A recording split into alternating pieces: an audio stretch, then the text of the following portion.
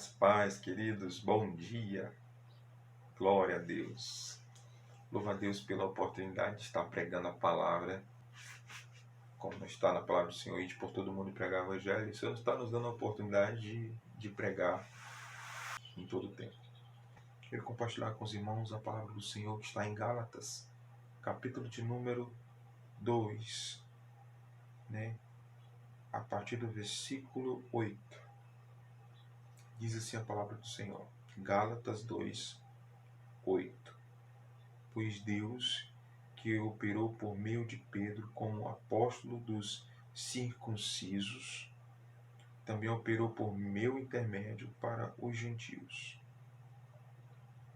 Reconhecendo a graça que me fora concedida, Tiago, Pedro e João, tidos como colunas, estenderam a mão direita a mim e a Barnabé em sinal de comunhão. Eles concordaram em que devíamos nos dirigir aos gentios e ele aos circuncisos. Somente pediram que nos lembrássemos dos pobres, os que esforcei para fazer. Aí no verso 12, no verso 11, quando, porém, Pedro chegou a Antioquia, eu o enfrentei face a face por causa da atitude reprovável. Porquanto antes de chegarem alguns da parte de Tiago, ele fazia suas refeições na companhia dos gentios, dos incircuncisos. Todavia, quando eles chegaram, Pedro foi se afastando até se apartar dos incircuncisos, apenas por temor aos que defendiam a circuncisão. E os outros judeus, de igual modo, se uniram a ele nessa atitude hipócrita, de modo que até mesmo Barnabé se deixou influenciar.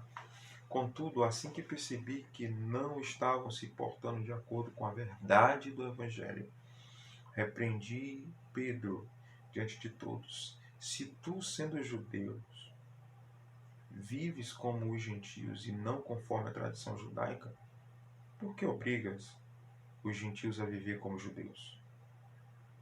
Nós, judeus de nascimento e não pecadores como gentios, estamos plenamente conscientes entretanto, que o ser humano não pode ser justificado pela prática da lei, mas somente por meio da fé em Cristo Jesus. Sendo assim, nós também viemos a crer em Cristo Jesus, a fim de sermos justificados pela fé em Cristo, de forma alguma pela prática da lei. Portanto, é certo que por praticar a lei, ninguém será capaz de ser justificado.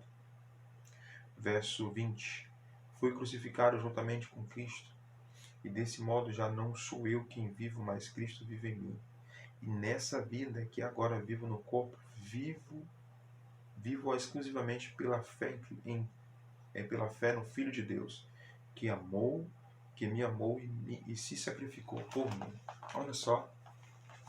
Ele está falando sobre a questão do verdadeiro evangelho, porque Paulo estava pregando aqui a essência da salvação, o verdadeiro evangelho, o evangelho da salvação.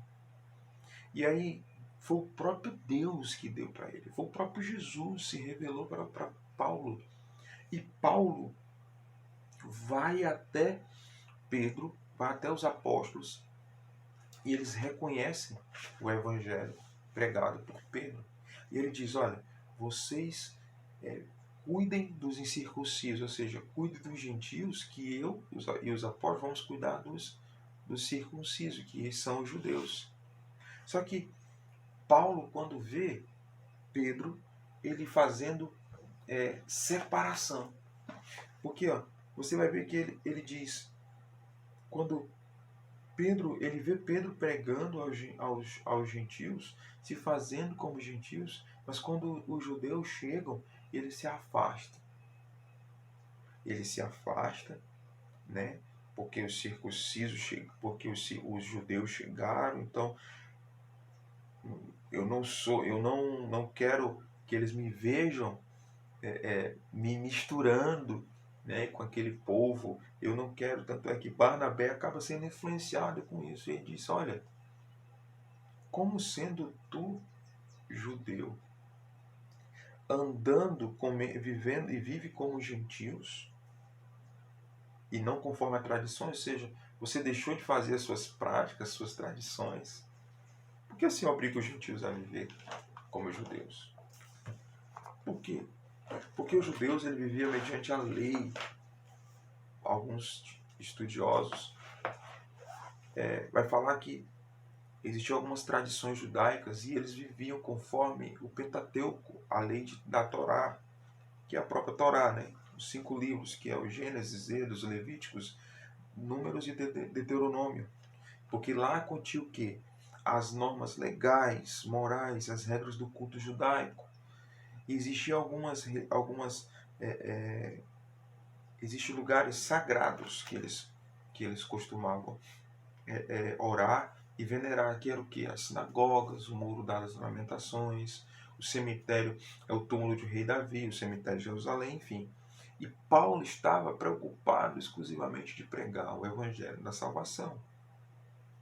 E ele chama a atenção de Pedro. Olha, querido, eu morri para a lei, a fim de viver para Deus. Eu fui crucificado com Cristo. Assim não sou eu quem vivo, mas Cristo vive em mim. Ou seja, em outras palavras, estava dizendo, olha, querido, eu neguei a mim mesmo e tomei a minha cruz e segui a Jesus. E é esse evangelho que Deus quer que eu e você venhamos viver. De negar a si mesmo. Tomar a cruz diariamente, porque a palavra de Deus vai dizer, tome a sua cruz diariamente. Nega a si mesmo. Tome a sua cruz diariamente. Siga-me. Esse é o evangelho que o Senhor quer que eu e você venhamos viver. Está lá em Lucas 9, 23 ao 26. Eu vou abrir. Olha só. Se alguém quiser acompanhar-me, negue a si mesmo. Porque nós estamos vivendo na lei de Cristo. A lei de Cristo para esse tempo é negar a si mesmo. E tomar a cruz diariamente. Que cruz é essa? É o próprio Jesus, que é o evangelho da verdade. Esse é o verdadeiro evangelho, o evangelho da salvação. E quando nós estamos no nosso meio, é muito fácil nós levantarmos a mão, estarmos lá adorando, aleluia, mas quando nós saímos desse ambiente, nós acabamos esquecendo isso. E o Senhor quer que eu e você venhamos levar esse evangelho a toda criatura. Ide por todo mundo e pregar o evangelho a toda criatura. Levar esse evangelho a todos os lugares que nós estamos. E negar a si mesmo é apresentar o evangelho em todos os lugares. Se eu tomo a cruz, por quê? Porque quem quiser salvar a sua vida, a perderá. Então, quando eu estou salvando a minha vida, querendo salvar a minha vida, eu estou querendo salvar a minha pele. É isso que trazendo para hoje, é salvar a minha pele diante das pessoas. Eu estou lá junto, mas eu não quero que as pessoas saibam que eu sirvo ao Senhor. Eu não quero que as pessoas saibam que eu sou um homem de oração. Eu não quero que as pessoas saibam que eu pratico a palavra. Porque os judeus, porque que aqui ele estava falando em relação à lei, eles pegavam e colocavam uma cerca diante da Torá e ficavam olhando se as pessoas estavam praticando. Mas Jesus veio e o véu foi rasgado. O Senhor nos dá liberdade para viver o melhor dele, o verdadeiro evangelho, que é a essência da salvação. O evangelho, a palavra evangelho, ela vem do grego, que significa as boas novas, a boa notícia. O evangelho é o próprio Jesus. O evangelho é um evento de Cristo crucificado.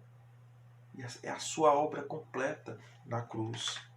E ele diz, se alguém quiser acompanhar-me, negue a si mesmo. Lucas 9, 23. Pois quem quiser salvar a sua vida, a perderá. Mas quem perder a sua vida, por minha causa, este a salvará. E é assim que Deus quer que eu e você venhamos viver. Entenda uma coisa, não se envergonhe do Evangelho. Se alguém se envergonhar de mim e das minhas palavras, o Filho do Homem se envergonhará dele. Pois quando vier em sua glória e na glória do Pai e dos seus santos anjos. Aleluia. Glória a Deus. Garanto-lhe Queremos que alguns que aqui se acham de modo nenhum se experimentarão a morte antes de verem o reino de Deus. Aleluia. Então, queridos, o Senhor quer que eu e você venhamos viver esse evangelho. Pedro ficou envergonhado, mas ele foi exortado por Paulo. Não sou eu mais que vivo, mas Cristo vive em mim. É mudança de mente, mudança de atitude. O Senhor muda tudo. Quando o Evangelho chega e você começa a viver esse Evangelho da salvação, as suas atitudes mudam, o seu modo de falar muda, porque o Senhor faz isso em nossas vidas. Não somos homens que mudam em nós, somos nós que mudamos. O Senhor quer preparar você para o novo tempo. Esse é o Evangelho da salvação. Te negar a si mesmo, tomar sua cruz diariamente e seguir. Tomar Jesus diariamente e seguir. Aleluia! Tomar a cruz é tomar Jesus diariamente, diariamente e seguir. Porque quem quiser salvar a sua vida, a perderá. Mas quem perder a sua vida por minha causa, este a salvará. Essa é a palavra do Senhor Jesus, para mim e para você. O Evangelho, a essência da salvação. Deus abençoe você. Que a paz do Senhor esteja contigo.